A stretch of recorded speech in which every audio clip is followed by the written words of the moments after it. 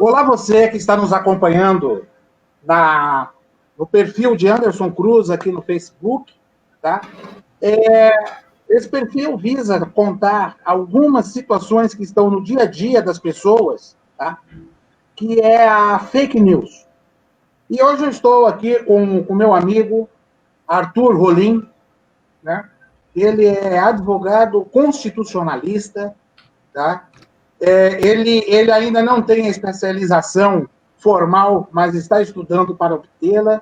Tá? É um militante na área, além de atuar no direito civil, direito condominial, né, e direito trabalhista. Então, é um advogado militante e estudioso.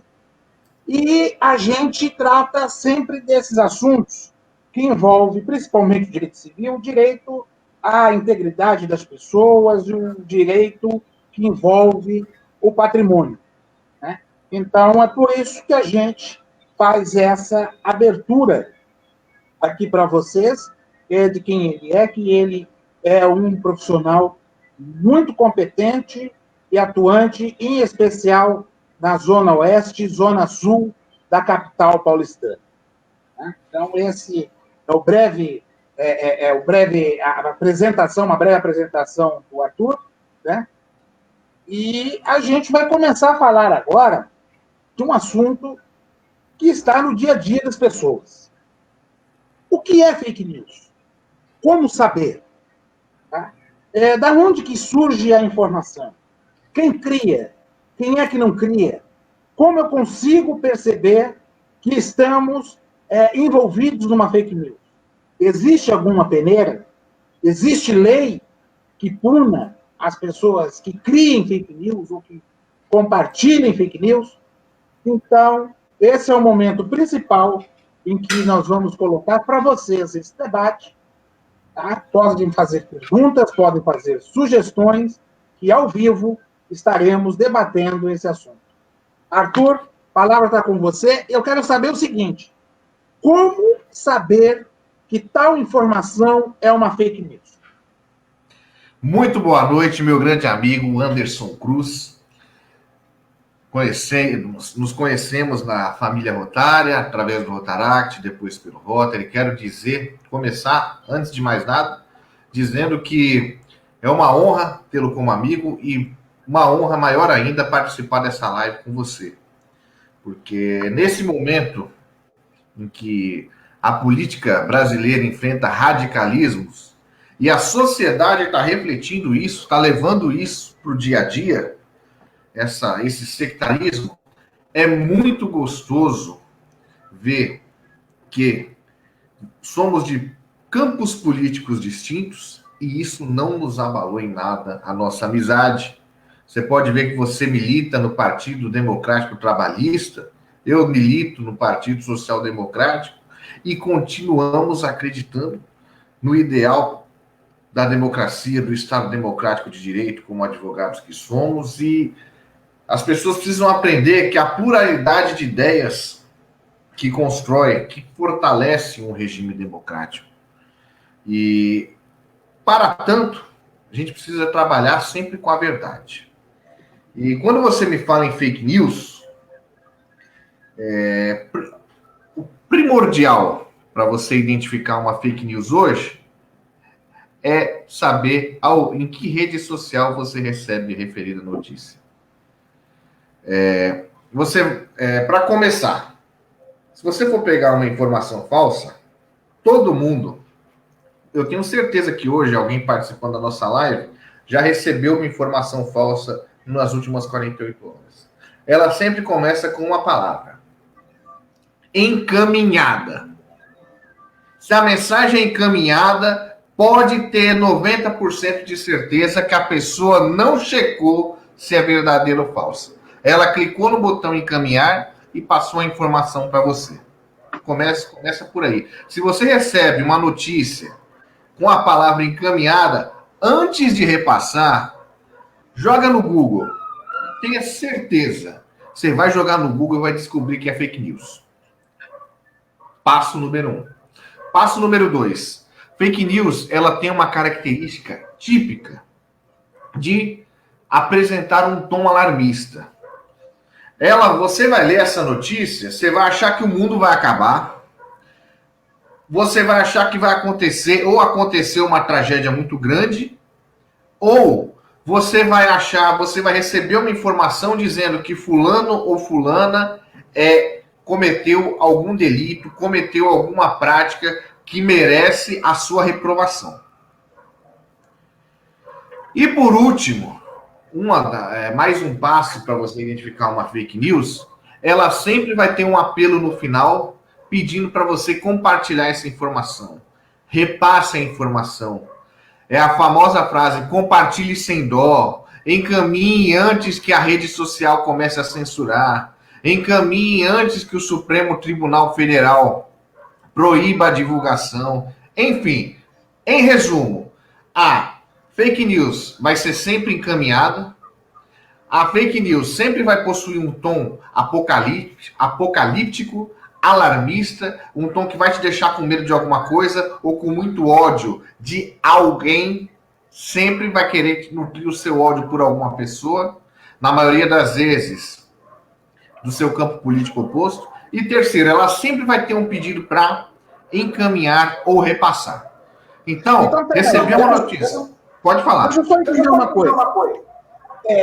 Então, a fake news, ela começa na rede social, em especial, em que canais que ela se manifesta, né? Porque você falou que vem praticamente como se fosse um subtexto dizendo encaminhada, né? Como é que... Quais são as mais comuns? Conta pra gente aí, para quem está acompanhando a gente aqui na live. Olha, o principal canal de propagação de fake news hoje, sem dúvida alguma, é o WhatsApp. Depois do WhatsApp, vem o Facebook. O Facebook, principalmente, porque ele possui algoritmos. E ele é programado para mostrar para você conteúdo próximo dos seus gostos. Você nunca parou para ver que, de repente, você fala muito de determinado artista e o Facebook começa a te sugerir produtos, lojas relacionadas a esse artista da sua preferência? Ele faz a mesma coisa com notícias. Se você começa a demonstrar nas suas postagens uma preferência política por determinada pessoa, vai começar a aparecer para você só informações relacionadas àquela pessoa. E informações contrárias ao que a pessoa que milita no campo oposto a essa que você defende. Porque é aí que vem a tentação. Você gosta do político A, a fake news falando mal do político B vai pipocar na sua rede social. E no WhatsApp é a mesma coisa, porque quem tem o seu WhatsApp normalmente é uma pessoa do seu círculo íntimo. E na maioria dos casos, é alguém que pensa como você. E aí que está o problema. Porque se você recebe a fake news de uma pessoa que você convive, às vezes você pensa, olha, se fulano está compartilhando isso, é verdade. Se saiu no grupo da minha loja maçônica, deve ser verdade. Se saiu no grupo do meu Rotary Club, deve ser verdade. Eu vou sair repassando. Aí que mora o perigo. A partir do momento que você recebe essa informação e repassa, você está sujeito à responsabilidade. Então, mas me diga uma coisa, você falou que geralmente ela tem uma característica que nos cabe a prestar atenção, se é uma fake news ou não, mas então esse fenômeno surgiu a partir, então, da popularização da rede social, em que as pessoas praticamente, por causa da fonte, parte do pressuposto que é confiável e acaba compartilhando, é isso? Sim, obviamente, não começou com as redes sociais. Na época do e-mail, já existia fake news. Tinha até outro nome, eles chamavam de hoax. H-O-A-X. Só que o e-mail, você escolhe o que você pode ler, o que você quer ler ou não. Chega uma hora que aquele contato que te manda aquelas notícias catastróficas, você vai parar de abrir os e-mails que essa pessoa manda. Então, a fake news teve uma sobrevida na época do e-mail e começou a bombar agora nas redes sociais. Por quê? A rede social, ela entra na sua vida sem pedir licença. Você não consegue conviver em sociedade hoje sem o WhatsApp. É muito difícil. Você precisa de WhatsApp para profissional, para pessoal. Enquanto você tiver WhatsApp, ela vai ficar batendo na sua porta. Um amigo ou outro vai te mandar isso. E Facebook, a mesma coisa.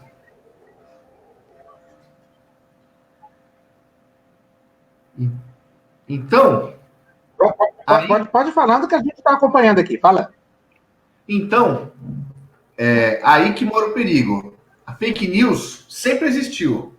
Mas agora, principalmente nessa fase em que os meios de comunicação oficiais estão caindo de descrédito, porque eles estão sendo vistos como formas de manipulação das massas, eles acabam ganhando força nas redes sociais, que são, em tese, um canal democrático para divulgação de informações. Então, chega ao ponto da pessoa acreditar mais em uma notícia que ela recebeu no grupo da igreja do WhatsApp do que acreditar em uma notícia que saiu no Jornal Nacional, que saiu na Folha de São Paulo, no Estado de São Paulo, enfim. Mas aí eu te pergunto o seguinte, tá? De acordo com essa circunstância, quer dizer, parte do pressuposto, tá legal? Que alguém confiável compartilhou a informação, né? E, de certa forma, a imprensa, por ser confiável, também compartilha a informação que ela recebe, tá? No seu ver, o que significa esse descrédito da imprensa tradicional, né? Do rádio, dos jornais, dos sites. Na sua avaliação, por que tem esse descrédito? Bom, em um primeiro momento, porque a informação, no Brasil pelo menos, ela é muito monopolizada. São grupos, se você for pegar a década de 60, as mesmas famílias que comandavam os grupos de rádio, de televisão, de imprensa escrita, são as que comandam os meios de comunicação na atualidade. E com essa espécie, não é nem palavra certa, monopólio, é oligopólio. Com esse oligopólio das informações, obviamente, chega um momento em que a população ela começa a perceber que há um abuso das informações. Quem te encaminha a informação começa a filtrar o que você vai ficar sabendo ou não. Começa a definir a repercussão das coisas, começa a ditar tendências. Aí, com o advento da internet, fica mais fácil eu correr atrás de meios de comunicação alinhados com a minha linha de pensamento. Automaticamente, se eu tenho acesso à internet, a uma revista que fala o que eu quero ouvir, que expõe o que eu quero ler, ou seja, que fala no que eu acredito, eu começo a desprezar o pensamento no sentido oposto. Então, o Jornal Nacional está contra o que a minha revista Cruzoé está dizendo, o Jornal Nacional está tentando me manipular, o Jornal Nacional não merece crédito. Então, vamos lá.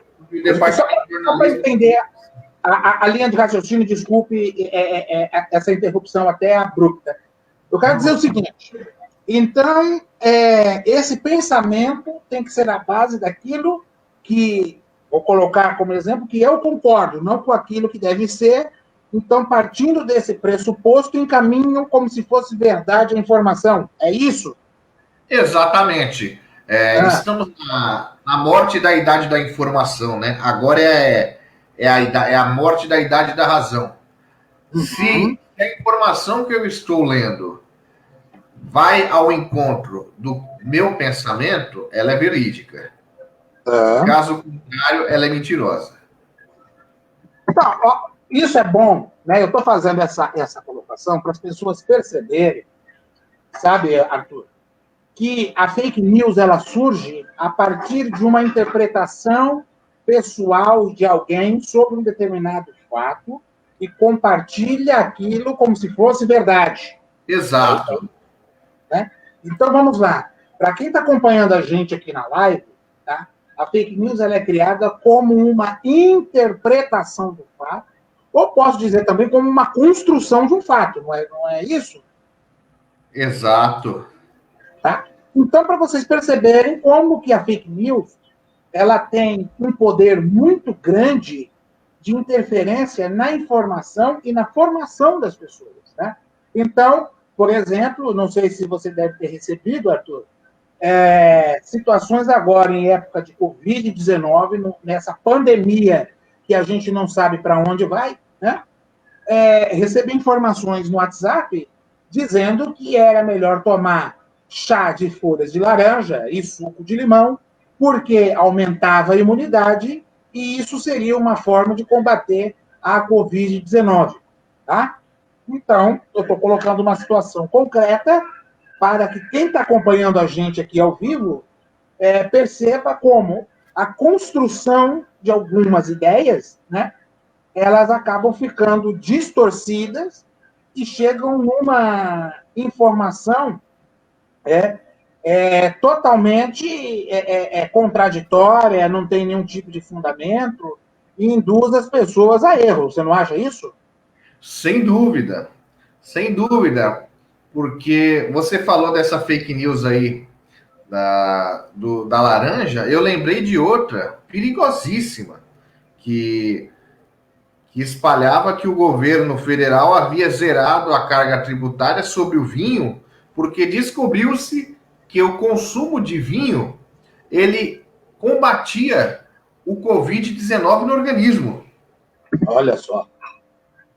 Não, assim, não é uma fake news difícil de desconstruir, mas é algo que eu recebo até hoje, porque a pessoa lê aquilo, acha legal, fala, eu concordo, sai compartilhando. Nossa, que loucura! Essa também eu não conhecia. Não, e assim, por enquanto, é uma fake news falando de propriedades medicinais de uso de vinho. Ok, é algo que com o tempo não é difícil de desconstruir. Mas o problema é quando essa pessoa começar a compartilhar fotos de, olha, fulano de tal, da cidade tal, é pedófilo. Fulano de tal, da cidade tal, sequestra criança. Porque começa no compartilhamento da fake news do vinho que cura Covid-19. E termina no compartilhamento da fake news dos caixões vazios. Me fala isso, tá? Você falou das fake news, dos caixões vazios, que isso está gerando repercussão até hoje, e tem gente que não acredita nisso, né? Houve alguma responsabilização das pessoas que criaram essa informação e compartilharam? Bom, é muito importante tratar desses aspectos jurídicos, porque, infelizmente, as pessoas ainda acham que a internet é um território livre. Inclusive, tem gente que acha que pode xingar à vontade na internet e espalhar informações sem questionar a origem e que vão sair impunes. Quando for ver, o oficial de justiça está batendo na porta da pessoa. Você falou dessa história dos caixões, isso foi uma fake news perigosíssima. Isso gerou uma série de incidentes no Brasil inteiro. E, por hora, quem espalhou, por enquanto, está impune. O problema é que teve uma moça, uma senhora lá em Belo Horizonte, que ela gravou um vídeo falando desses caixões vazios e que eles haviam sido comprados pelo prefeito de BH, Alexandre Calil, que aquilo era um absurdo, acusou o prefeito de corrupção. E o prefeito resolveu processá-la por crime contra a honra. Por quê? O Código Penal define o crime de difamação. A fake news, em alguns casos, vai ser tipificada como difamação. E está aqui. Eu vou até puxar o Código Penal para ler para vocês. Artigo 139. Difamar alguém, imputando-lhe fato ofensivo à sua reputação. Nesse vídeo, ela atribuía a autoria dos caixões vazios ao prefeito de Belo Horizonte, que a processou. E para não responder criminalmente, ela teve que se retratar. Por quê? O artigo 143 do Código Penal prevê que, no caso de se você, do ofensor, nos crimes de calúnia e difamação, se retratar antes da sentença, ele fica isento de pena. Mas você vê que no Brasil inteiro teve família que abriu caixão durante o funeral de parente. E assim, não tinha. Esses caixões vazios não eram nem em Belo Horizonte, eram em Manaus. Nossa! E começou com essa corrente e terminou no processo criminal. Essa senhora de BH, eu acho que ela nunca mais vai querer ter um celular na vida. Arthur, você lembra também, né, do assunto? É claro que nós éramos, né, jovens infantes, né, vou usar assim, essa expressão, quando houve a história da escola base, né, que gerou uma ampla repercussão, né, acusando, na ocasião, os dirigentes da escola de abusos contra os alunos, contra as crianças, e depois se verificou que estas pessoas não tiveram nada a ver com a história, foi alguém que plantou isso, tá? Estou colocando aqui em resumo, e também é que veio o assunto agora, né? Para ver como que a reputação de pessoas são arrasadas, né? Porque essas pessoas tiveram, no caso, vítimas dessa circunstância, vítimas dessa mentira, a sua vida detonada, né? Como é que se reconstrói isso de acordo com a sua visão? Como é que pode ser feito? Olha, você falou muito bem do caso da escola base, que a gente pode definir como uma das primeiras fake news da era pré-internet. A internet ainda engatinhava no Brasil. Os boatos da escola base não foram propagados pela internet, né? Foi no boca a boca mesmo, o pai de um aluno fala para o outro pai de aluno. Acabou com a vida deles uma denúncia inexistente de abuso sexual das crianças, de pedofilia. E você vê que a Constituição de 88, na época, ela era jovem, era uma criança ainda. E o artigo 5º da Constituição Federal, ele prevê que, no caso de dano material, moral à imagem, quando você sofre uma difamação, uma acusação injusta, você tem assegurado o seu direito de resposta. Você tem assegurado o seu direito de indenização. E no caso da escola base, salvo o melhor juízo, eu era criança na época, mas depois, no curso de Direito, a gente estuda essa situação, porque é emblemático. Acabaram de tal maneira com a escola base que a família, que era dona da instituição de ensino, recorreu à justiça, aos meios judiciais cabíveis, e não pleiteou direito de resposta, porque não ia adiantar mais. Todos os pleitos judiciais foram atrás de indenização, para eles reconstruírem a vida. Inclusive fizeram uma papelaria, se não me engano, mas imagina o prejuízo financeiro. Imagina o quanto essas pessoas sofreram para andar na rua por conta de uma informação irresponsável. Isso é uma fake news.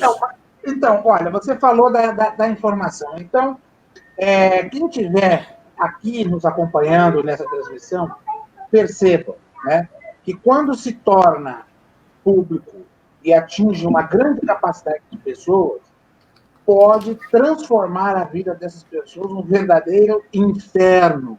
Destrói-se reputações, destrói-se famílias, destrói a dignidade das pessoas. Então, saibam exatamente o que está compartilhando, procure alguém de confiança para saber se aquela informação é procedente ou não. Tá? Então, tomem cuidado, porque vidas podem ser muito prejudicadas, né, Arthur? Exatamente. Você tem que ter uma extrema cautela no compartilhamento de informações nas redes sociais. O nosso conselho, inclusive, é não compartilhe.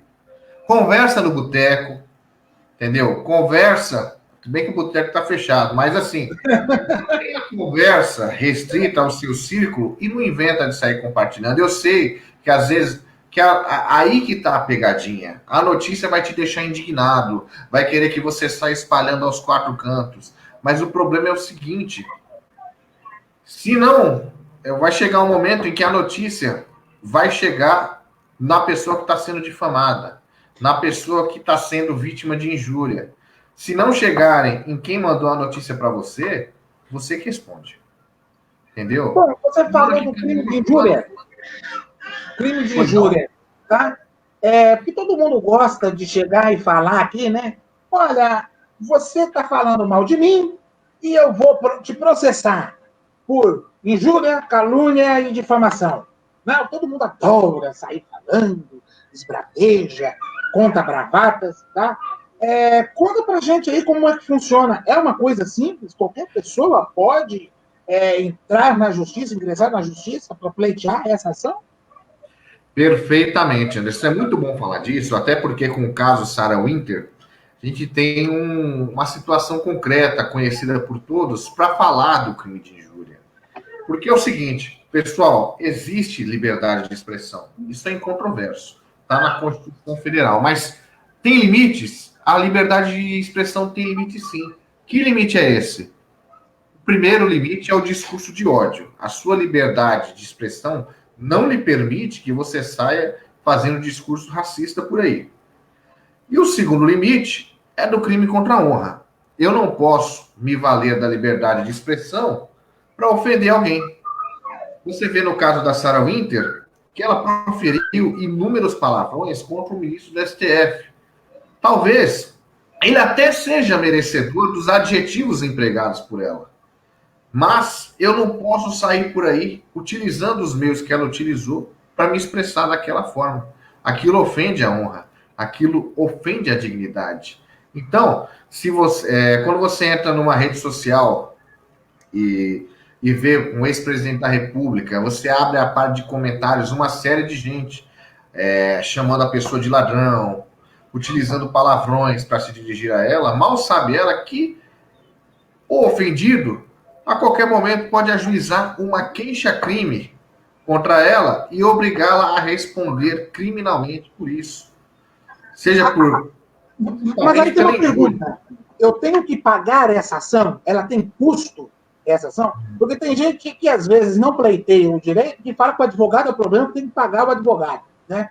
Mas eu falo assim, não é só o advogado, mas ela tem custo, né? É uma ação que depende do Ministério Público. Dá uma pincelada para a gente aí.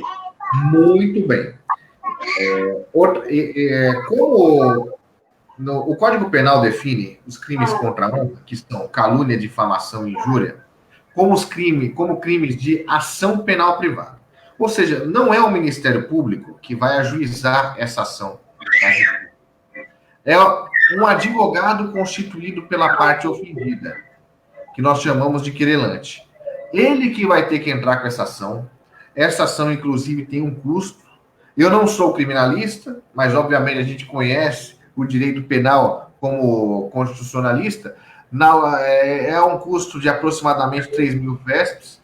Se você tiver baixa renda, dependendo do tipo de ofensa que você sofreu, você consegue justiça gratuita. Peraí, o que dá esses mais ou menos essas 3 mil VESPs aí? Vamos falar em grana. De 4 mil reais. 4 mil reais? Algo em torno de 4 mil reais. Uau! Então, a pessoa tem que entender que se ele ofender o pipoqueiro da esquina, talvez ele não responda por crime de injúria, porque o pipoqueiro ele não vai querer tirar dinheiro do bolso dele muitas vezes para ver a pessoa ser processada e lá na frente ter um antecedente criminal. Agora, 4 mil reais é dinheiro de bala para o ministro do STF, é dinheiro de bala para um governador de estado, é dinheiro de chiclete para um ex-presidente da República.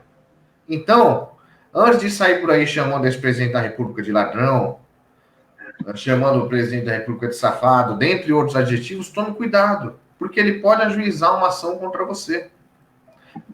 Ele pode entrar com uma queixa-crime contra a sua pessoa e acabar com a sua vida e acabar com a sua carreira, porque dependendo do segmento que você trabalha, você não pode ter antecedente criminal. Você não é preso por crime contra a honra.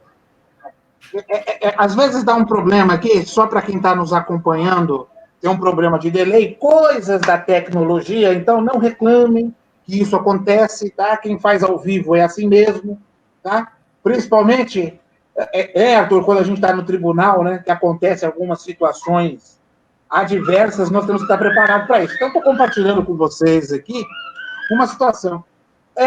Só para lembrar, você está colocando uma situação com muita propriedade, né, em razão do custo dessa ação privada, ou seja, ela é privada porque o interessado deve pagar, né, os custos da ação, pagar o advogado, tá? Então, deixando isso claro numa linguagem muito simples, né? Que para um ministro, para um governante, esse valor é baixo. Talvez você se recorde do episódio da Mônica Iose e Gilmar Mendes, não é? Exato. Muito bem. Porque é o seguinte, se você me permite, se você quiser falar sobre o caso, tudo bem. Não, mas é só para lembrar a situação que você colocou, né? O magistrado se sentiu ofendido, né, pela atriz Mônica Iose, né, por alguns comentários que ela fez em rede social. Ele ajuizou a ação, né, e ela foi condenada. E o problema que eu quero chegar aí às vezes, são esses efeitos das condenações, né?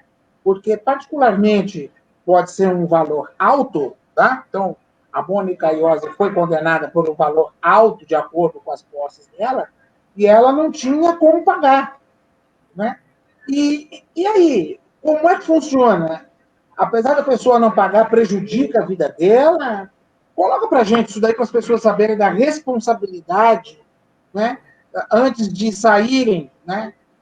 Proferindo algumas situações. Não estou dizendo, né, para deixar uma coisa clara, tá? Eu não estou entrando no mérito da ação, se a Mônica Iose tinha razão ou não, ou se o ministro Gilmar Mendes tinha razão ou não. Nós estamos colocando que houve um fato concreto e em que houve uma condenação judicial, tá certo? Não é isso que a gente tem que deixar claro aqui. Tá legal? Exatamente. Exatamente. Até porque é importante dizer que quando há uma ofensa à dignidade da pessoa passível de dano moral ou de direito de resposta, o ofensor, o agente dessa conduta, ele vai estar sujeito a 2 tipos de tutelas. A primeira é a tutela criminal, que nós já falamos aqui, que a pessoa responde por crime, vai ter uma passagem criminal na sua ficha, dependendo da situação. E a segunda é a tutela civil, que é quando vai doer no bolso, vai ter uma espécie de indenização que você vai ter que pagar, ou uma obrigação de fazer, você vai ter que publicar uma retratação no mesmo lugar que você proferiu a ofensa. Por exemplo, postei no Facebook que fulano de tal é ladrão. Ladrão, ainda que você tenha prova, você está cometendo um crime de injúria. Você pode ser obrigado a publicar uma nota de retratação na sua rede social. E no caso da Mônica Iose, a indenização ela é calculada com base em 2 critérios. Primeiro, a capacidade financeira do ofensor e a capacidade financeira do ofendido. Por quê? No Brasil, indenização não pode ser usada para enriquecimento ilícito. Você não pode usar uma indenização para ficar milionário. E, com base nisso, o patrimônio de um ministro do Supremo Tribunal Federal não é humilde, é um patrimônio considerável, creio eu, pelo salário que ele ganha, porque se com o salário que ele ganha o Gilmar Mendes não for rico, ele tem um sério problema de despesas. E assim, e a renda da Mônica Iose, porque é uma pessoa famosa, é uma pessoa que também tem um salário razoável. Ela disse que ia ter que vender o apartamento e tal, mas, enfim,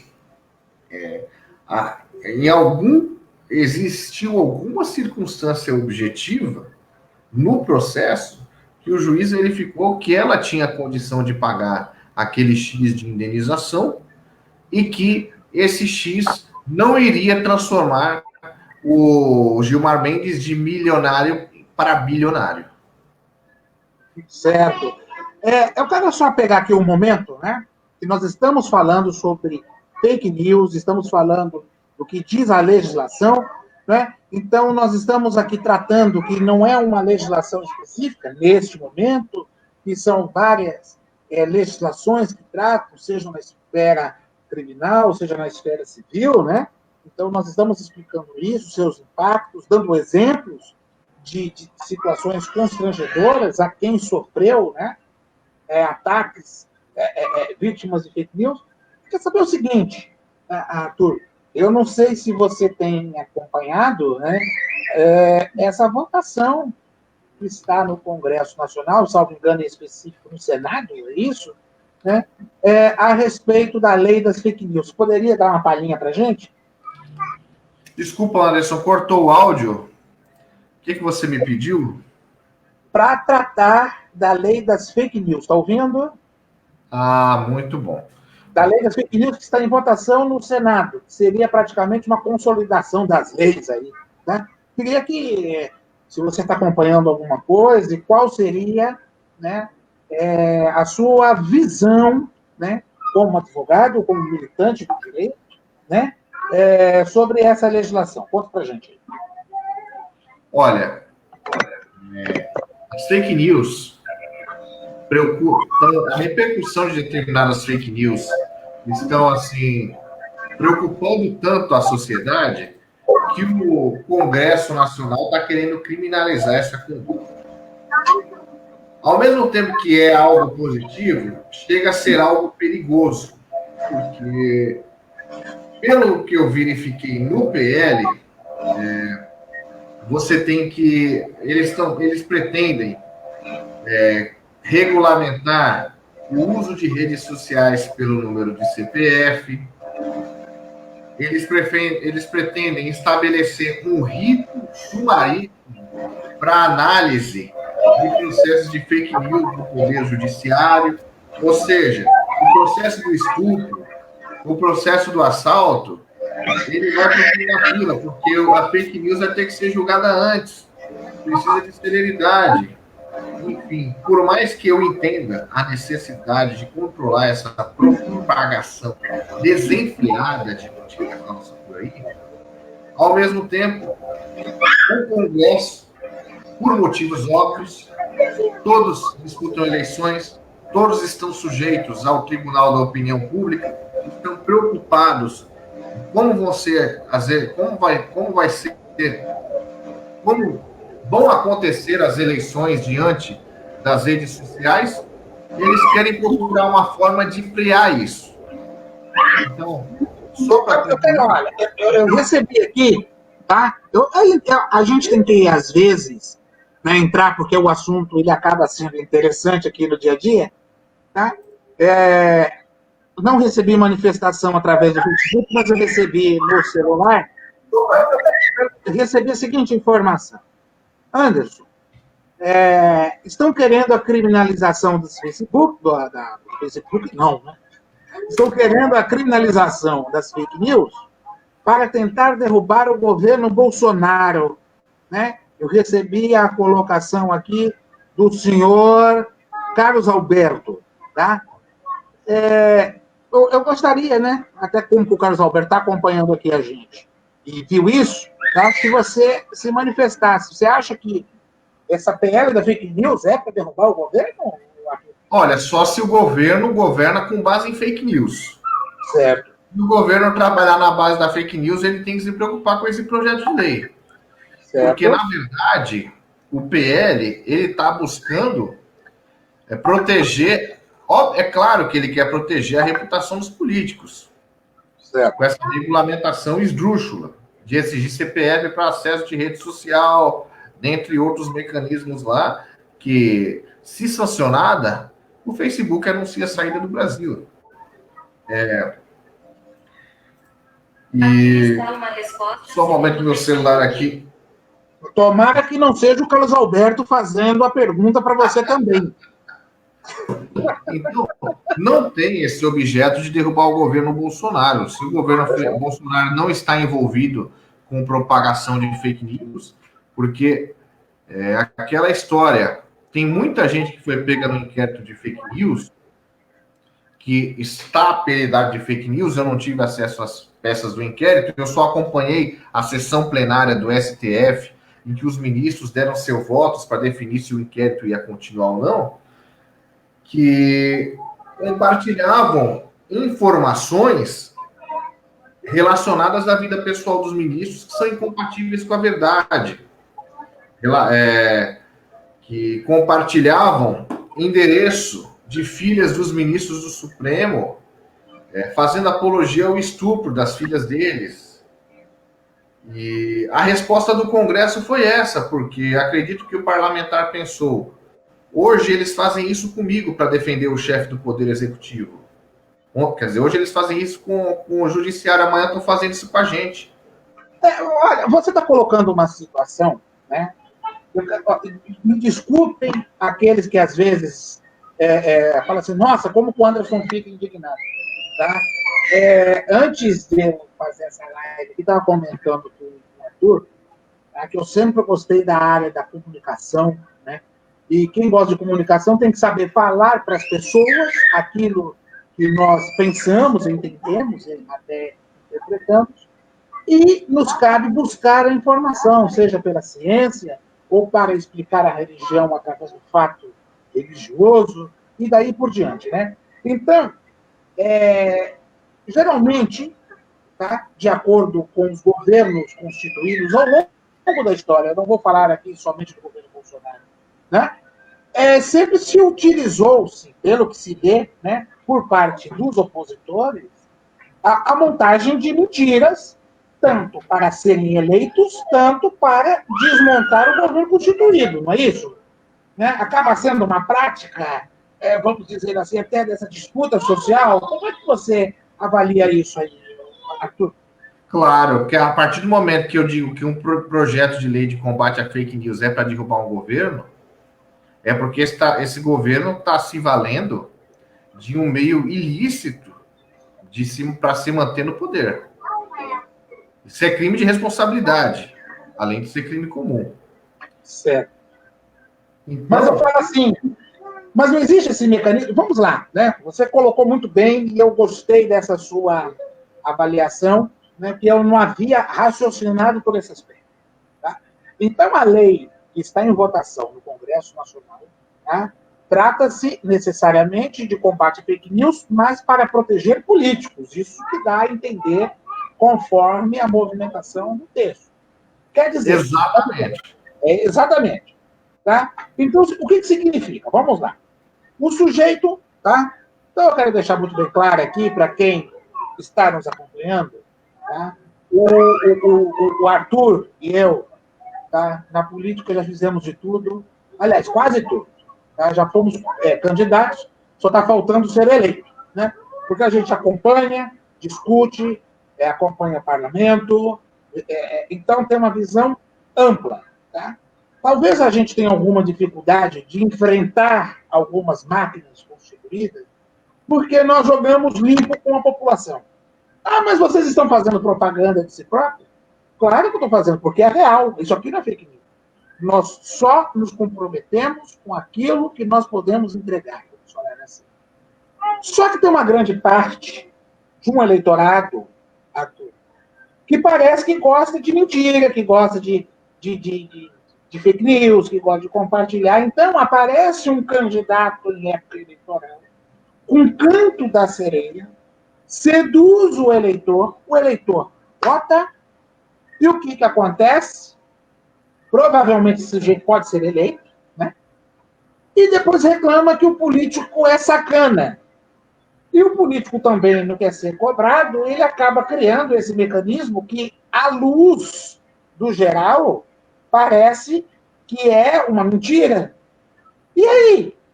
Como é que fica essa relação aí? Você já chegou a pensar nisso? É que eu tive esse raciocínio agora, tá? Então estou fazendo aqui uma provocação a você. O problema é que a classe política brasileira que manda no país, ela ainda enxerga com bons olhos as fake news, porque está enxergando como um mecanismo de se manter no poder. Porque antigamente, antes mesmo da internet existir, era comum, principalmente em cidade pequena, quando surgia um boato, quando surgia uma notícia que desfavorecesse o meu opositor, eu trabalhar para que ela fosse espalhada. É o famoso factoide. Só que até então, o factoide dizia respeito a condutas administrativas. Aí chegou um momento que começou a ir para a vida pessoal. Aí é a fake news. Busca ofender a honra. Então, eu acho que um dos grandes embaraços para o prosseguimento, para que qualquer controle de informações nas redes sociais seja instituído, é exatamente isso, porque não há mais aquele cavalheirismo de campanhas eleitorais. Hoje você recebe uma notícia falsa sobre o seu adversário político, você ajuda a espalhar. E você vê jornalistas gabaritados como Zileide Silva, esse pessoal que vive em Brasília, dizendo que recebe fake news de deputado. O deputado deve ter o contato dela cadastrado no celular e encaminha para ela. E eu só quero deixar claro que isso não é uma prática de apenas um grupo da política nacional. Todos os grupos estão se valendo desses mecanismos.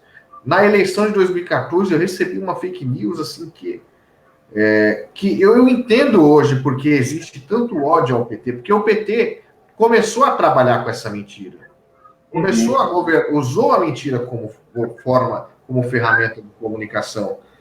Mandaram uma fake news quando o Eduardo Campos faleceu, da Marina Silva dando risada no velório dele.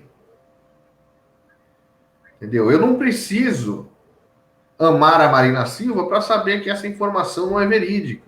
Mas eles espalharam a torta e a direito. Da mesma forma que toda eleição espalhavam que o PSDB ia acabar com o Bolsa Família. Isso, muito bem. Inclusive, já houve debates, né? Eu não estou dizendo e nem defendendo o PSDB, vamos deixar claro, porque nós estamos fazendo análise isenta. Tá? Nós estamos falando do fato existente com a consequência. Várias vezes foi desmentido. Tá? Que também, agora vamos falar real, né, o Arthur?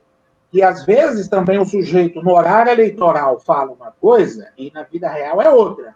Tá? Então, por exemplo, o governador Dória disse que não ia mexer na Previdência de servidor público e votou pela mudança da Previdência aprovada pela Assembleia Legislativa do Estado de São Paulo. Tá? Quantas vezes, por exemplo, tá?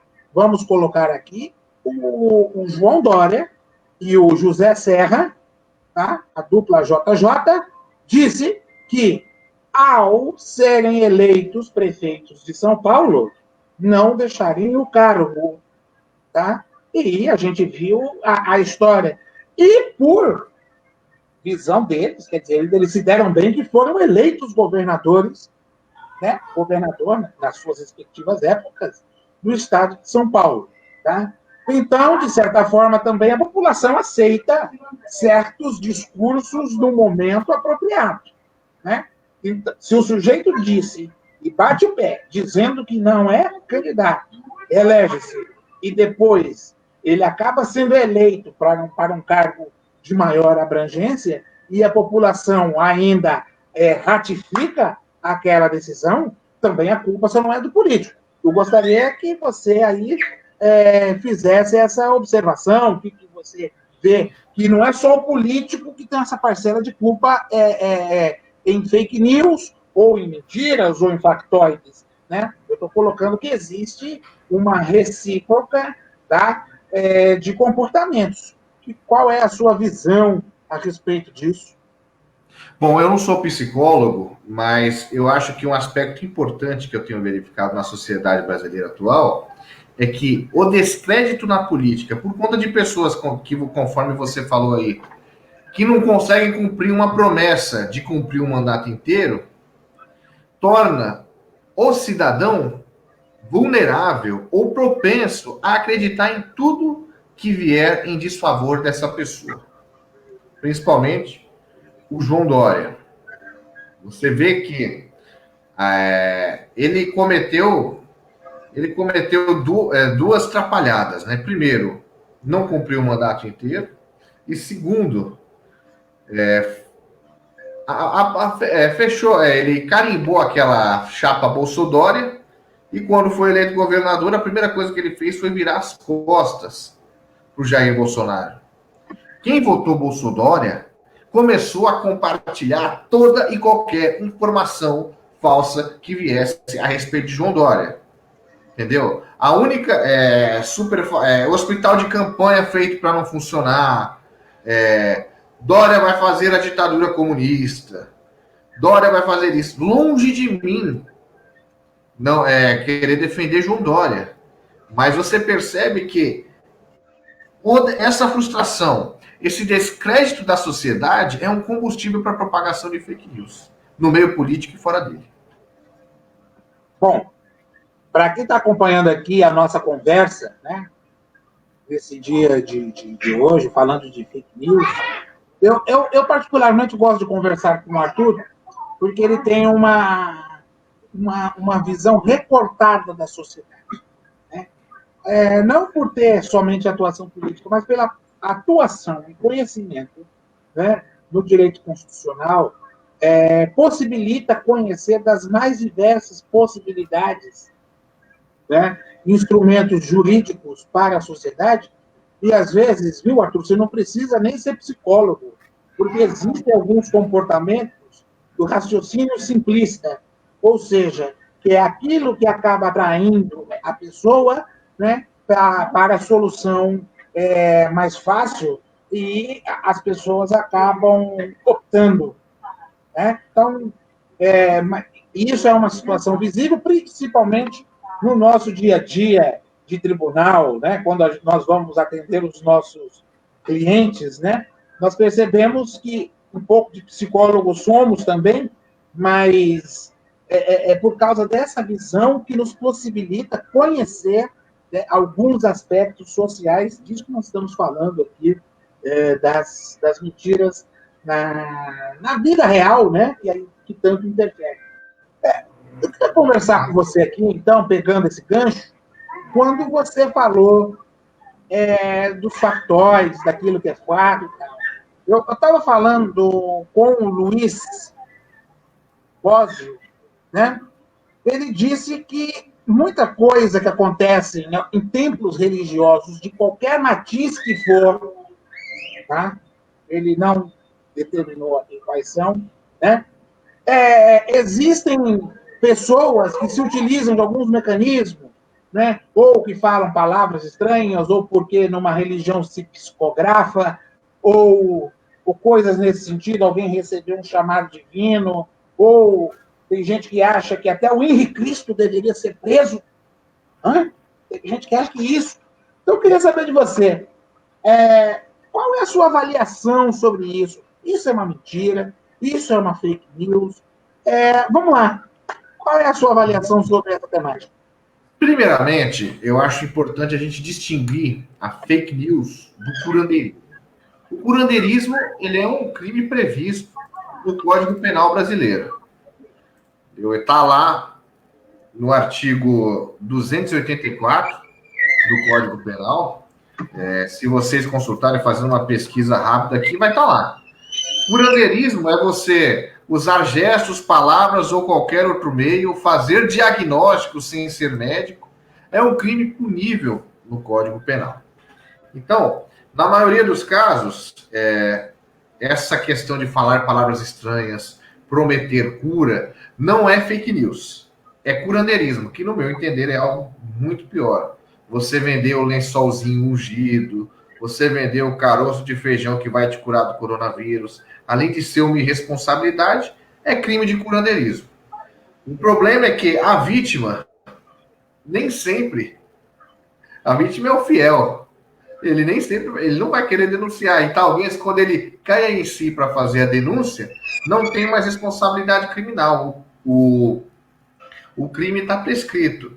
Agora que eu esclareci que essas condutas praticadas principalmente por ministros religiosos, configuram mais crime de curandeirismo do que fake news, eu não posso deixar de dizer também que igreja, eu estou falando igreja no sentido de templo religioso, templo de qualquer culto, tem se tornado um veículo perigoso de propagação de notícias falsas, porque normalmente o que é verdade no templo do culto que eu frequento. É o que o pastor falar. E eu quero começar, por exemplo, dizendo que eu sou cristão protestante. Eu saí do grupo da minha igreja porque eu estava cansado de desmentir fake news de pastores de cúpula. Entendeu? Pastor presidente divulgando que Rá-Tim-Bum, quando a gente canta parabéns, sabe? É pique, é hora, é hora, é hora. A gente não podia falar Rá-Tim-Bum no final. Porque quando a gente fala Rá-Tim-Bum, significa seja amaldiçoado. Você está amaldiçoando o aniversariante. Assim como eu vi no grupo da igreja, pastora compartilhando a foto da Manuela Dávila com uma camiseta preta que estava escrito lute como uma garota. Alguém fez uma montagem, apagou a frase lute como uma garota e escreveu Jesus é travesti. E a comunidade evangélica inteira compartilhando. Antes de ser protestante, eu fui do candomblé. E eu lembro que o pai de santo do templo que eu frequentava, ele dizia que quem era do terreiro dele não podia votar no Aécio Neves porque Aécio Neves batia na mulher. Nossa! Isso é uma acusação gravíssima, isso chega a ser calúnia. Da mesma forma que eu vi na Igreja Católica, que apesar de não ser católicos, eu tenho uma relação muito boa com amigos que são católicos romanos, gente acreditando que o vírus é uma arma biológica chinesa porque o padre falou isso na missa. Então você percebe que o templo religioso hoje se tornou um inimigo da ciência, um inimigo da verdade e um inimigo da realidade. Porque o mínimo que se espera de um ministro religioso hoje é a capacidade de questionar. Poxa, pastor evangélico, Martinho Lutero se separou da Igreja Católica porque ele que defendia a livre interpretação da Bíblia. Para você interpretar, você tem que saber questionar. Aí você vê esse compartilhamento insensato de publicações sem o mínimo de respaldo fático, sem o mínimo de respaldo jurídico científico, você chega até a se confundir. Você chega... Aí por isso que eu acho que a pessoa questionou isso. Até onde vai a fake news e até onde vai o curanderismo?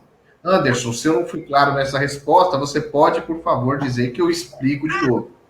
Não, fique tranquilo, está deixando claro o seguinte, né? Para todos aqueles que estão aqui nos acompanhando, o problema não é a religião, o problema não é a sua profissão de fé, né? Aquilo em que nós acreditamos, ou até o direito de não ter a religião e não quiser a explicação por esse aspecto.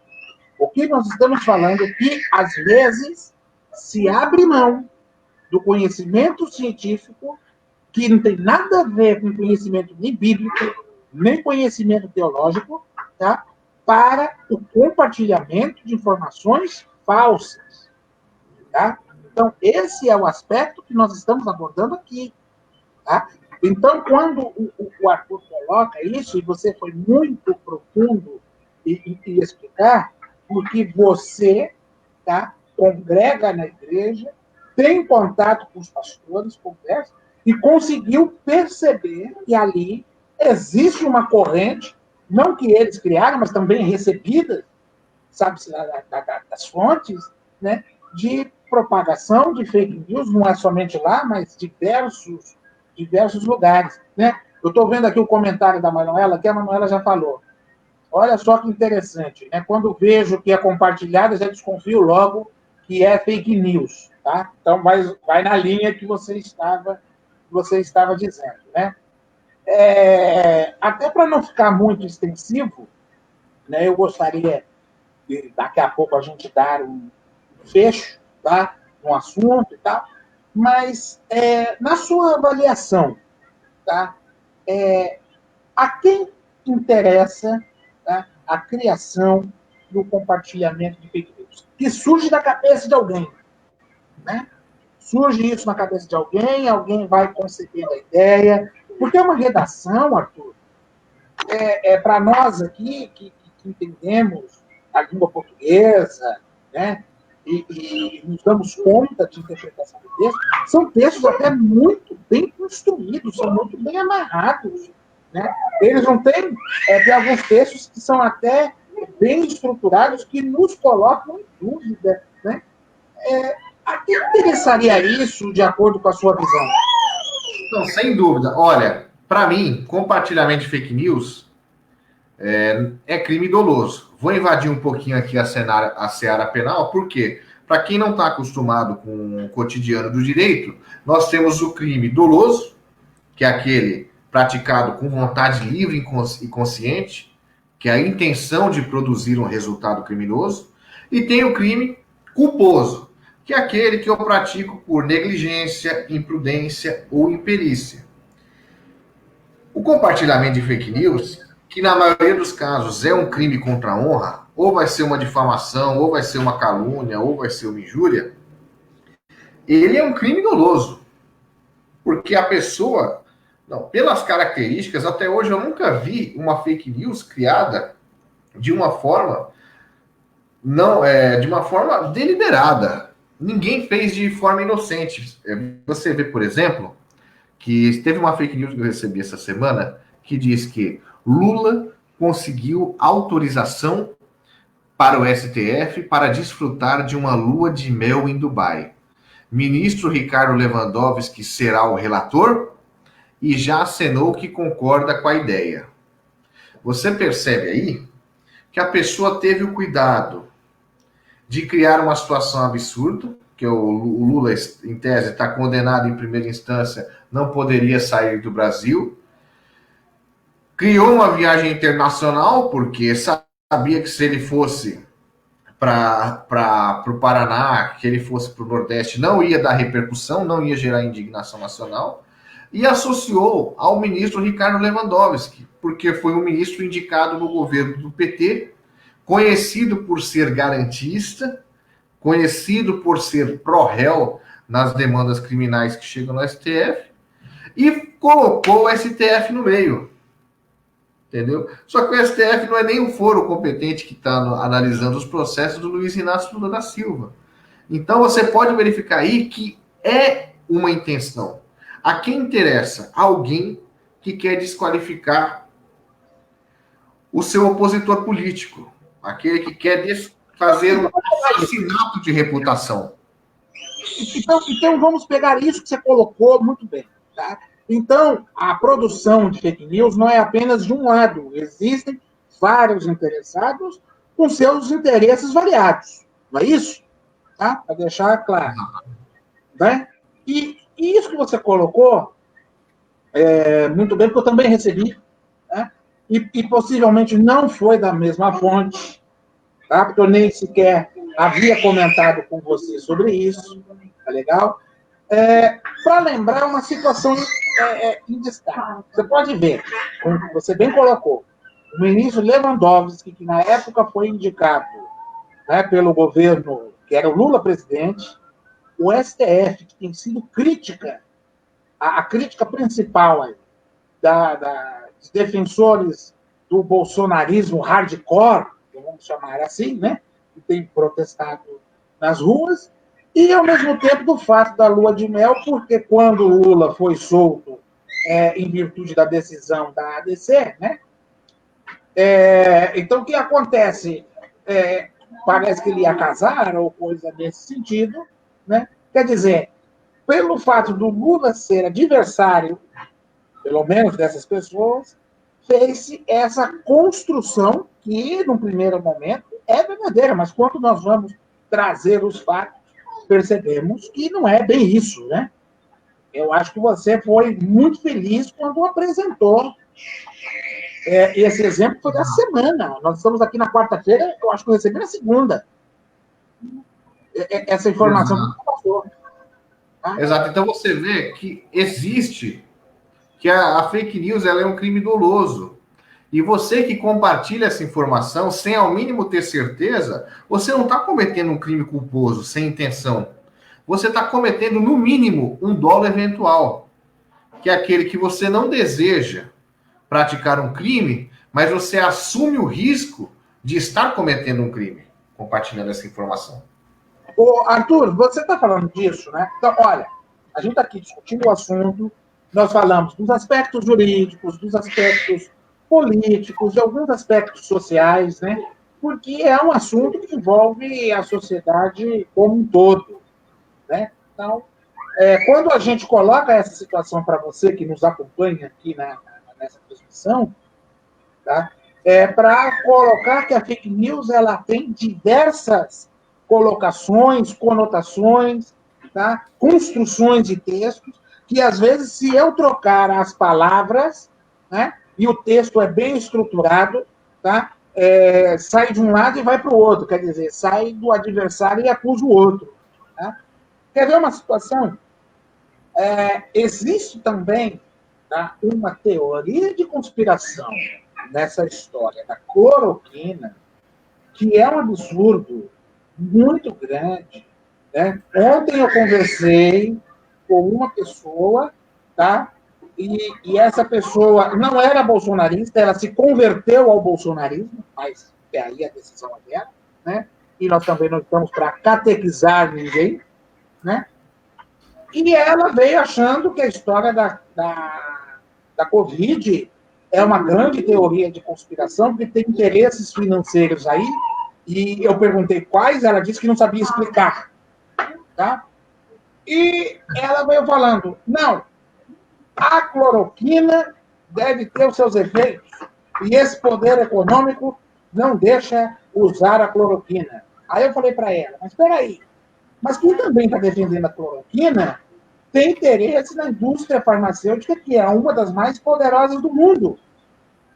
Né? Aí, como foi o choque da informação, a conversa acabou por ali.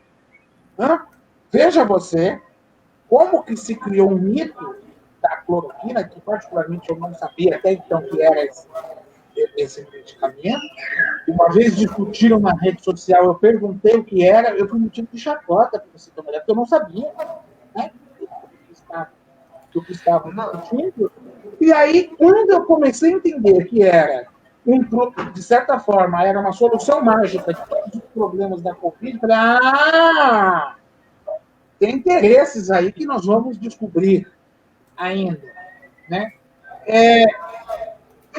Essa história da cloroquina, você chegou também a receber muitas correntes no seu WhatsApp, no Facebook, torpedo e conversas familiares? Conta pra gente aí. Olha, isso é um grande problema de fake news hoje, porque a fake news transformou as pessoas em especialistas em tudo. As pessoas estão cheias de opinião, mas não tem nenhuma razão. É aquela história, a pessoa fala a cloroquina é a cura. Aí você pergunta por quê? A pessoa não vai saber te responder. E eu tenho muitos clientes que são médicos e eles se enfureceram muito nas redes sociais com essa situação.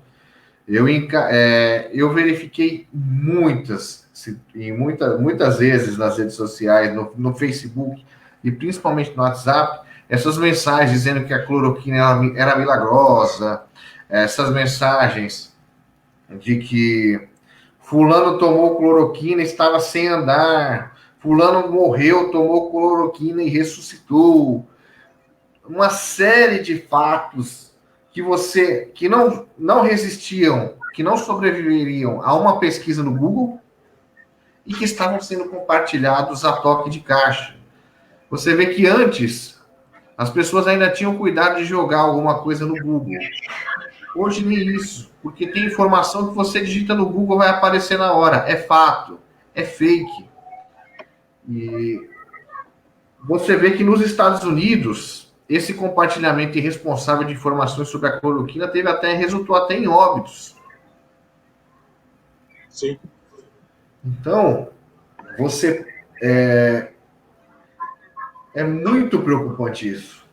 É muito preocupante. É um desserviço que eles fazem até para os profissionais da saúde. Porque a pessoa começa a apresentar sintomas de Covid-19, vai para a instalação médica e já chega pedindo cloroquina. Não vai ter cloroquina para ele tomar. Porque, dependendo da pessoa, ele vai querer fazer escândalo. A família dele vai querer vandalizar o hospital. Arthur, mas ótimo, que você agora me lembrou aí. Tá? Quer dizer, a pessoa chega no hospital, ela acha que aquele remédio que disseram para ela é bom, ele tem o efeito farmacológico, né, esperado, porque afinal de contas a pessoa está pedindo isso daí, mas ela não tem nenhuma formação, sequer ela entende, sequer leu a bula desse remédio, porque descobriram agora que existe a cloroquina e a hidroxicloroquina, né? O que é isso? Criaram uma fake opinion, né? Quer dizer, em cima de uma informação falsa, criaram uma informação, é isso? Exatamente. Exatamente isso. Isso é perigosíssimo. As pessoas não têm noção de como elas estão sendo irresponsáveis compartilhando uma notícia dessa. Entendeu? Teve hospital em que os familiares de um paciente idoso destruíram macas porque não quiseram dar cloroquina para eles. E sem falar que, obviamente, a distribuição da cloroquina teve que ser restringida, teve que ser diminuída a oferta. E quem usa cloroquina, inclusive eu tenho um irmão que ele precisa de cloroquina, faz o uso continuado para tratar enfermidades de natureza diversa, está sem acesso ao remédio. As pessoas, isso é muito perigosíssimo, porque passaram a relativizar a própria medicina. Eles não entendem que a medicina, como qualquer outra ciência, ela precisa de uma demonstração empírica. E tem que ser uma demonstração com muita cautela. A eficácia do medicamento não se comprova em 3 meses, não se comprova em 1 ano.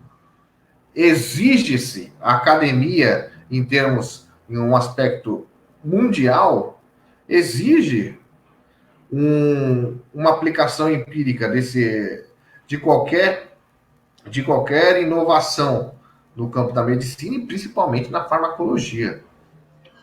Não precisa ser médico para saber isso. Você colocou muito bem a situação. Tem que ter experimentação, tem que ter pesquisa, né? Não se existe uma busca pela ciência que seja imediata. Então, quem está nos acompanhando, né? Até houve a manifestação do Arthur Sanches aqui no nosso perfil, dizendo, né, que a fake news, elas dão informações simplistas, quer dizer, até para não ter o uso do raciocínio e continuar aqui desovando para as pessoas. Então, prestem atenção. Tá? Antes até de conversar com eles, perguntem quais são os efeitos colaterais. Perguntem o que pode acontecer com uma pessoa. Porque, de repente, a gente está cobrindo um santo para descobrir o outro e o problema vai ser agravado. Né? Então, vocês não estão raciocinando, a quem gosta de compartilhar fake news, né, dos danos que isso pode trazer. E agora, Arthur, o que tem de gente com fake opinion, a gente utilizou o caso da cloroquina aqui, que a Covid é algo que começou, a gente não sabe quando vai diminuir, os efeitos sociais, econômicos e na saúde, inclusive, né? Toda hora criam mecanismos de fake opinion. Né? Então, vamos colocar que nós já tivemos 200 milhões de técnicos de futebol, né, quando vai se discutir a seleção brasileira em 2018 na Rússia, né? 200 milhões de brasileiros se tornaram juristas ao discutir, né, se o Lula deveria ser solto ou não, né? E não estou aqui entrando no mérito, mas pela interpretação constitucional. Nós temos aqui agora 200 milhões de médicos. Tá? Eu estou colocando essa forma genérica para entender, né, que essa abertura da rede social trouxe as pessoas opinarem sobre assuntos que jamais elas tinham ouvido antes, ainda falam com propriedade, né? Já perceberam isso? Falam com propriedade, entendeu? Principalmente, você deve sofrer tanto quanto eu, você é advogado, as pessoas falam como verdadeiros ministros do Supremo Tribunal Federal. Não tem que ser isso, tem que ser aquilo. E você quer ver o maior exemplo de ignorância? É quando a pessoa vem dizer que a Constituição prevê no artigo 142 a intervenção militar. Bom assunto. Bom assunto. Segura aí. Segura, que essa foi a cereja do bolo. Olha, não tinha me lembrado disso. Segura esse assunto, tá? Eu quero só falar para as pessoas aqui, me desculpe pelo estender do assunto, que era para nós ficarmos aqui 1 hora. O Arthur tem a esposa dele, tem um filho dele pequeno também, né? E as nossas crianças estão derrubando aqui as nossas respectivas casas, porque a minha está acabando aqui, está todo mundo gritando. Desculpem aí pelos berros de criança que estão acontecendo, mas quem faz ao vivo é assim mesmo, cada um com o seu microestúdio, né? E tem os seus ruídos estranhos. Para a gente continuar aqui, para a gente fechar, tá? Conta para a gente essa história do artigo 142, que isso é uma fake news das mais perigosas. Que uma que a gente falou agora da cloroquina é um atentado à saúde, mas mesmo assim cabe às vezes à pessoa tomar ou não aquela medicação, ou depende da autorização. Mas essa do 142 é gravíssima, porque ela está alterando os pilares dos poderes republicanos, né, da separação de poderes, fala de intervenção militar. Né? Então, eu gostaria que você falasse, inclusive, como estudioso da Constituição, não só agora, de 88, mas para se considerar um estudioso, acaba se fazendo uma análise, né, paulatina da evolução histórica constitucional. Né? Então, eu gostaria que você se manifestasse. Eu vi que você está vibrando para falar desse assunto, eu gostaria que você falasse agora. Não, retomando só o que nós abordamos lá no início, para quem chegou agora na live, vocês podem verificar que a nossa teoria ela é impecável. Toda fake news, ela só tem uma página. Ela não tem página 2. Se você tiver um cuidado, você descobre muito fácil. Antes de ir para a intervenção militar, por exemplo, a gente estava falando de cloroquina. Se chega um textão para você no WhatsApp, falando de estudos indicam do médico tal, tal, tal e tal, você pega o nome do médico, joga no Google, você vai ver que o médico que eles estão dizendo que é a favor da cloroquina, que já curou 1000 pacientes com cloroquina, não existe. Ou de repente vocês vão ver que ele é um profissional renegado na própria área dele. Ou então, de repente, vocês vão descobrir que ele é um enfermeiro, nem médico é. Enfim, vocês podem ver que toda fake news, ela não consegue passar de uma página, porque ela não subsiste. Ela precisa de um tom alarmista para ser repassada rapidamente. E uma dessas fake news principais é a intervenção militar. Porque toda fake news que eu recebi até hoje, falando da intervenção, ela fala do artigo 142. Mas nenhum desses propagadores teve a coragem de reproduzir o que está escrito nesse artigo. Porque qualquer pessoa que não tenha formação jurídica, quando lê o artigo 142, vai ver que ele não autoriza o presidente da República a interferir nos outros poderes. Não há qualquer permissão constitucional ou legal que autorize o poder executivo a se meter nos outros poderes, tampouco destituir alguém. E tanto que, quando alguém chega e fala, não, a intervenção militar para mim é inconstitucional, aí eu pergunto para a pessoa na hora, onde você viu isso? Aí a pessoa fala, está no artigo 142 da Constituição. Você pode ler para mim? Você pode falar para mim o que está escrito nesse artigo? Joga aí no Google, pesquisa no teu celular. Aí a pessoa lê, eu falo, então, aí está dizendo que o presidente da República pode usar um cabo e um soldado para fechar o STF? Aí a pessoa não está expresso, não é claro. Então, tá aí a fake news. Você pode perceber. É batata, gente. Fake news não sobrevive 5 minutos de conversa. Intervenção militar, o artigo 142, ele em momento algum prevê hipóteses de intervenção militar, principalmente o presidente da República. Eu estou vendo muita gente agora... Pode falar. Vamos claro, né? Eu não estou aqui eu estou exercendo aqui no Ministério de Jornalista, o registro aqui, então eu tenho aqui com você o exercício da minha atividade profissional com você aqui duplamente, mas eu não estou com a minha Constituição Federal aqui. Mas, em outras palavras, eu quero dizer o seguinte, que as Forças Armadas, ela é do Estado brasileiro, e a única coisa que se coloca é que ela tem que defender os interesses da pátria, não de governos, tá? E o que o representante eleito pela população, que no caso é o presidente da República, é o comandante em chefe, tá? Então, tudo que estiver fora dessa delimitação legal é golpe. É isso aí, doutor? Exatamente. E vamos matar a cobra e mostrar o pau, Anderson? Mostra aí. Aqui. Artigo 142 da Constituição da República Federativa do Brasil. As Forças Armadas, artigo 142. As Forças Armadas, constituídas pela Marinha, pelo Exército e pela Aeronáutica, são instituições nacionais permanentes e regulares, organizadas com base na hierarquia e na disciplina, sob a autoridade suprema do Presidente da República, e destinam-se à defesa da pátria, à garantia dos poderes constitucionais, ou seja, dos poderes, não só do Poder Executivo, dos 3 poderes, e por iniciativa de qualquer destes, da lei e da ordem.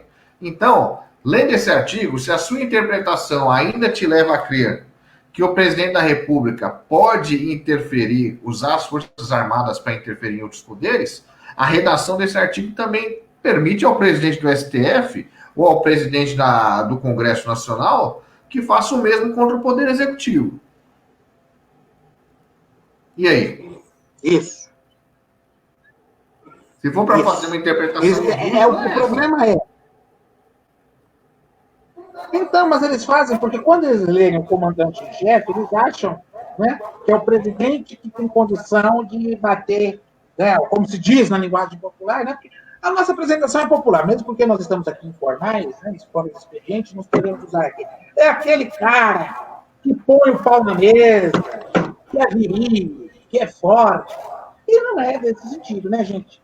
Tá? Porque a limitação para o Estado de Direito é a lei, tá? E no nosso caso, o Estado democrático de direito é que a lei ela surge do processo democrático, desde a escolha dos representantes até a sua destinação, passando pelo processo legislativo, quando vai entrar em vigência a lei, ou seja, quando ela torna real os seus efeitos. Então, não tem jeito, né? O pessoal fica inventando essa história, pessoal, de golpe.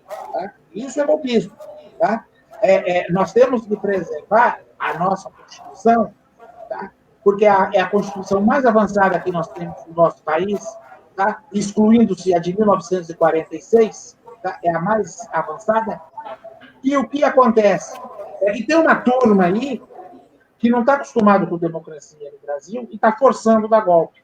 Tá? Então, são pessoas que fazem interpretações em colocar, que nós temos que fazer esse registro, pelo fato de que a República do Brasil surgiu através de um golpe militar, né, que isso é um salvo-conduto para que aconteça golpe, mais golpe, se desrespeitando o diploma legal e, principalmente, a Carta Magna do Brasil de 88, que é a mais avançada em garantia de direitos, em fixar a responsabilidade das pessoas e, principalmente, assegurar a mais ampla democracia. Vocês acham que a gente está falando besteira? Isso não é fake news. Pesquise, está o Google aí, tá? Que é o dicionário hoje mais fácil para a gente consultar qualquer assunto. Tá? Então, o Google está à disposição das pessoas. Consultem a fonte. Eu quero só colocar aqui, o Arthur, importante, tá? Que o acesso online, né, trouxe essa distribuição de notícias falsas, que não se deve confundir com sátira ou paródia, né? E ainda tornando a cobertura da imprensa cada vez mais difícil e, às vezes, até para distrair o jornalismo. Eu segue aqui algumas dicas de como identificar notícias falsas, né? Considerar a fonte, saber do site, qual é o conteúdo, qual é a missão do site, verificar o autor, se ele é confiável, se ele existe mesmo, né? Porque o Caio Fernando Abreu está aqui nos compartilhamentos de fake news, que é uma coisa impressionante. Clarice Lispector, que morreu em 77, por exemplo, né? Não existia nem computador com esse formato, né? Não sabia nem que era fake news. Verificar a data, ler mais sobre o assunto, consultar as fontes de apoio, saber se não é uma piada mesmo, se não é uma sátira, né? Ou, às vezes, tem que entender se não é um preconceito, que às vezes estão utilizando a fake news, né, para potencializar preconceitos, diz respeito a raças, diz respeito a opiniões. E, acima de tudo, quem tem dúvida, consulte um especialista. Mas para falar de direito precisa consultar o advogado? Não necessariamente. Alguém que trabalha no próprio Tribunal de Justiça, apesar de ter algumas barbaridades, aliás, né, eu conheço advogados que defendem a implementação do artigo 142 da Constituição Federal, né, que para mim, é um outro assunto que eu queria conversar com você outro dia, viu, Arthur? Para mim, devia ser cassação sumária da OAB. Advogado defendendo intervenção militar. Devia ser sumária. Caçar, né? Então, esse assunto que a gente está falando aqui, né, ele ainda rende, mas podemos falar aqui do funcionamento um dia dos poderes da República para as pessoas entenderem, quem está nos acompanhando, que não existe intervenção em outro poder através da força. A intervenção que existe é a intervenção legal, delimitada pelas competências e atribuições dos poderes na Constituição Federal. É isso que não entende. Porque esses grupos acham que liberdade é a liberdade deles fazerem o que eles quiserem. Que democracia é para fazer tudo aquilo que eles querem sem ter ordem e nem progresso. Apesar de ser um lema positivista, né? Mas eu posso até considerar que a ordem não é necessariamente a força, é aquilo que estabelece a lei, e, no nosso caso, dentro do Estado democrático de direito, né? Então, nós temos que deixar isso claro.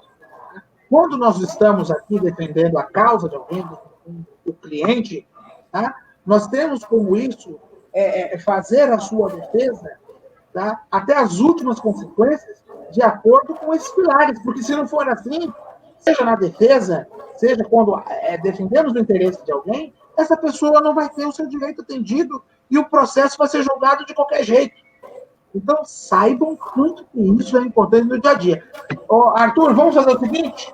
Eu quero convidar você para continuar essa conversa, porque eu estou gostando muito, senão a gente vai ficar aqui querendo escrever um vademecum digital, né? Para quem não sabe, o vademecum é uma compilação de leis, tá? Que a gente utiliza no nosso dia a dia, leva para a faculdade para estudar, então, para deixar claro, né? Tem até alguns comentários que eu vou falar rapidamente, tá? Para não perder aqui, né?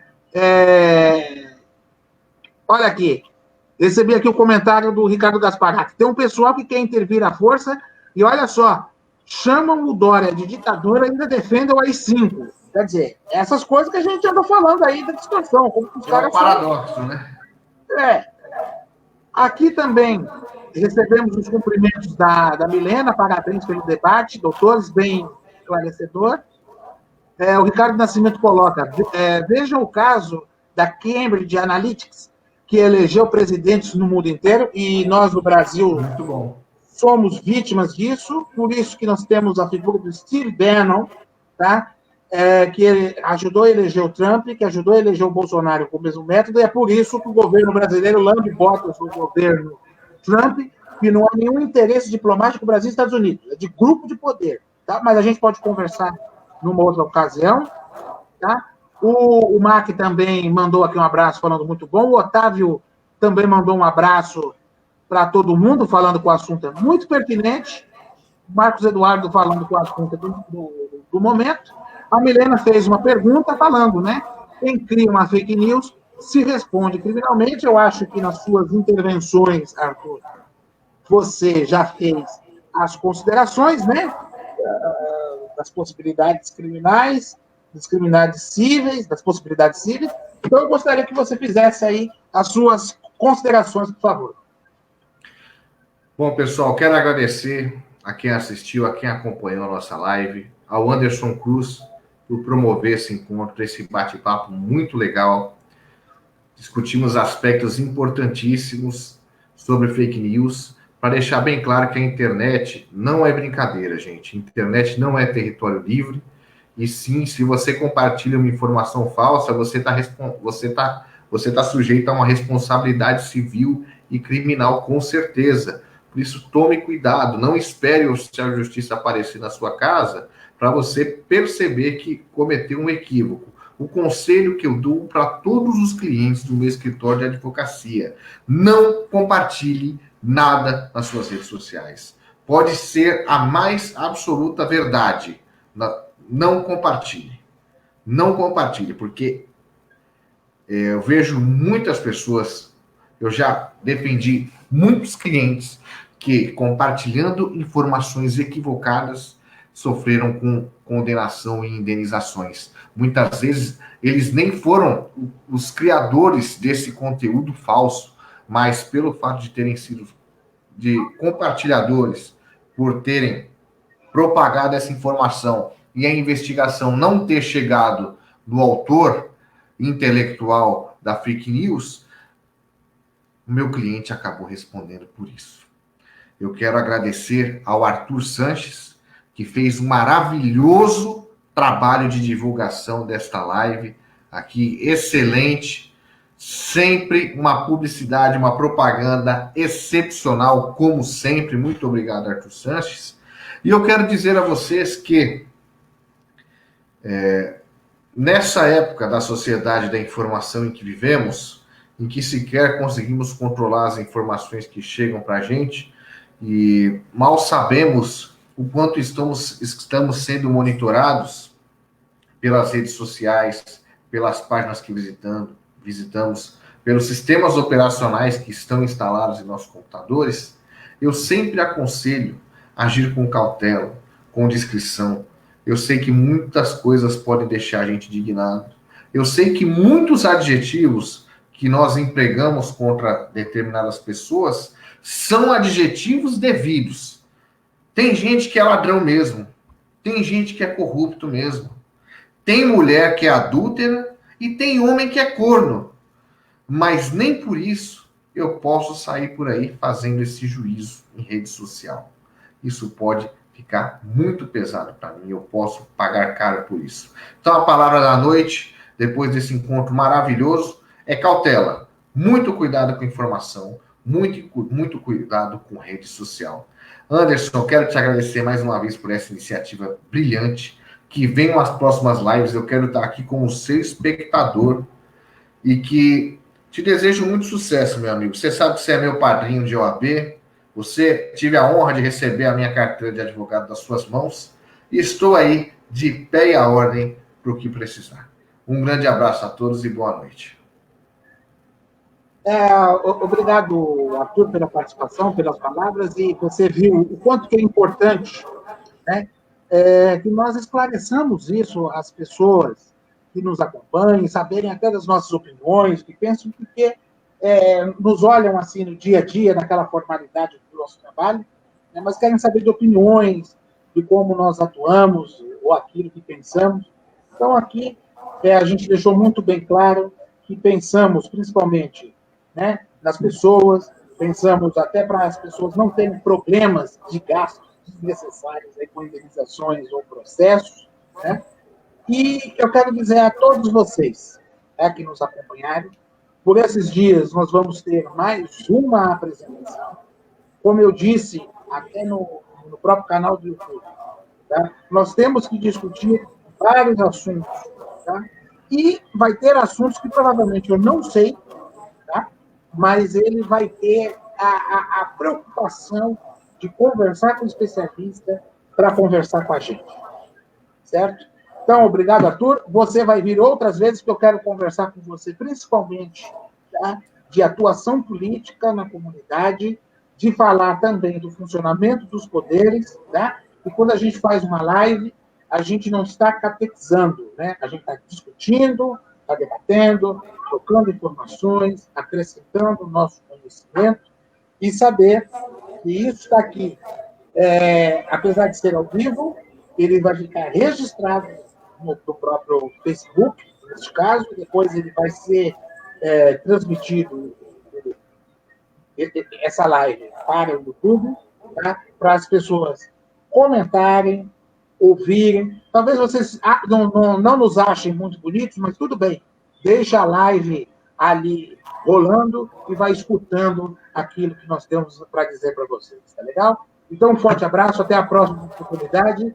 Valeu!